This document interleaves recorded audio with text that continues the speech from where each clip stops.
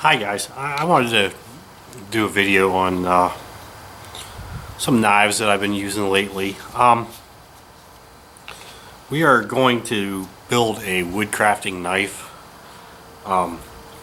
woodcraft, bushcraft type knife for a long-term living survival type kit, but I got some Mora knives here I wanted to go over because I guess a lot of people don't really have the resources to build their own knife. So if you didn't have the resources to build your own knife, probably the knife that I would pick would depend on your knifemanship, I should say. I've got several knives here. I got a new one that I just got. I got one here that I use as a backup knife, and then I have this one that I use almost all the time. And the reason I use it all the time is because I do a lot of carving, and it doesn't hurt to have that extra little bit of safety, because I don't care who you are, you still cut yourself occasionally. Anybody that says they've never cut themselves with a knife while they're carving probably, has never really carved much. But because it happens. I mean, usually it's just a little cut, unless you're an idiot, and it's, and I shouldn't say idiot, but uncareful, then it could be a bad cut. But anyways, we're gonna build a like Finnish, Swedish type wood carving knife, but that's gonna be a different video. This video I wanted to go over some Mora knives that I have. I've actually got another one coming in the mail because I was sort of disappointed with one that I got. Sort of disappointed, and I'll explain that here in a second. Let me show you what we got going on. Hold on 1 minute and I'll be okay. So me being kind of a traditional type of person, obviously I have the traditional classic type Moras. This one here is just your plain old classic #2, and for somebody that does that wants a nice classic knife and does a lot of carving, this one's perfect. I mean, it's got this nice swelled handle. It's small on each end. It's swelled. It fits your hand good. I mean, when it's in your hand, it's not going nowhere. And I just absolutely love this. This one has seen very little use because this knife here actually goes in my backpack whenever it just stays in there. It's my backup knife, backup carving knife, I should say. And it's razor sharp. It's never been used, and I use it. You could use it for anything you want, but that's what's great about these Moras. You could use it for food prep. You could use it for carving. You could skin a deer with it, no problem at all. You could gut and disassemble a deer with it without any problem at all. The classic #2 has about a 4-inch blade, and I would say a good 4-inch handle. You can get a nice grip. When I grip it like this, I still got plenty of room between my hand and the blade, and the butt of the handle's almost coming out of the back of my hand. My hands are a little big, so it's not quite perfect, but it's not bad. And this one is the one that I carry in my backpack, and I don't use very often because it's just a backup knife. Now this one here is the same knife as that one, and I use it as my carry all the time neck knife. And I do all my carving stuff with it usually, and everything else. And I always have my hip knife on me too, but this one's kind of actually a better carver, so I keep it around with me. And the only difference is this is I think a 611 or 612. I can't remember what the number is on it. I wish they'd stamp them on the knives, but they don't. And it's the same knife. The only difference is it's got that small finger guard at the bottom right here, and that makes a huge difference when it comes to carving, because now I can put my hands up there nice and tight up against that bottom, put my thumb up there and do some really nice intricate carving with it. Whereas with the other Mora, you got to be very careful doing that, because your hand, if this finger slips and hits the blade, you're going to end up with a cut for sure, because Mora knives are definitely known for that.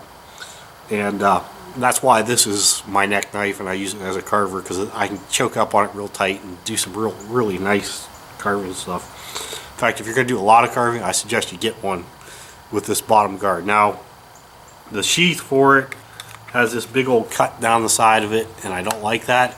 But and I'm going to make some kind of leather sheath, I think, for it eventually. But so far, the sheath's been working pretty good on me. The sheath on the regular classic This one seems a little tight, and these are easy to make leather sheaths for, so we may do that as a project too sometime. And the knife that I just got not too long ago is a Mora. It's just like the classics, but it's a number 2.0. And to be honest, I was a little disappointed with it at first, because let me get one of these other ones out, because I wanted one with a really small blade, and you know, that definitely fits the bill for a small blade. I mean, it's basically the same size blade as what you have on a pocket knife. The only problem is that I wanted one with a small blade with the same size handle as the big one, and obviously this handle is, Jesus, almost 3/4 to an inch shorter. And for me, with such big hands, I thought it would be a pain in the ass to use. But what I found is that I could do some stuff with this one that I normally don't do with the big one, because you don't, if you choke all the way back on the blade, you're leaving more out, more handle sticking out. You could actually use this as a plane too, a little bit more. Still playing with this knife, not going to say it's good, bad, or whatever. Obviously the blade's good, it's nice and sharp. I bought that basically for just a different kind of whittling knife to try.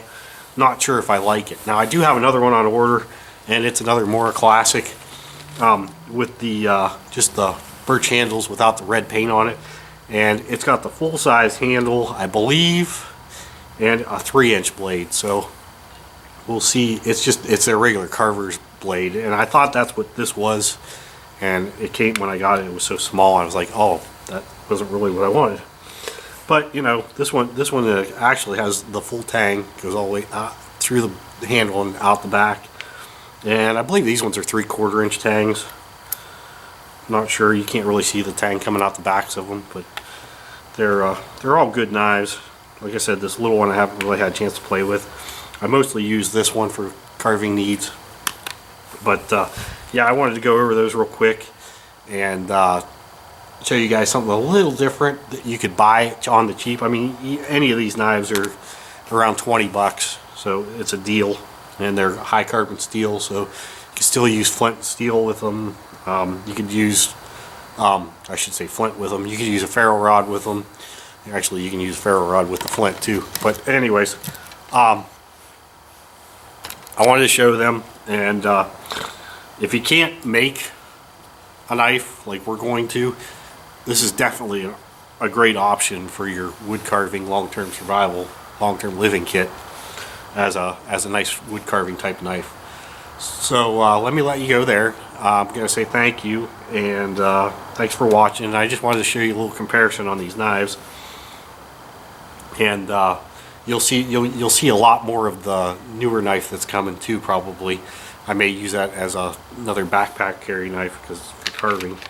But yeah, anyways, thanks for watching the video, and stay tuned, because here in another week or so we're going to start our build on our own wood carving style knife. So thank you.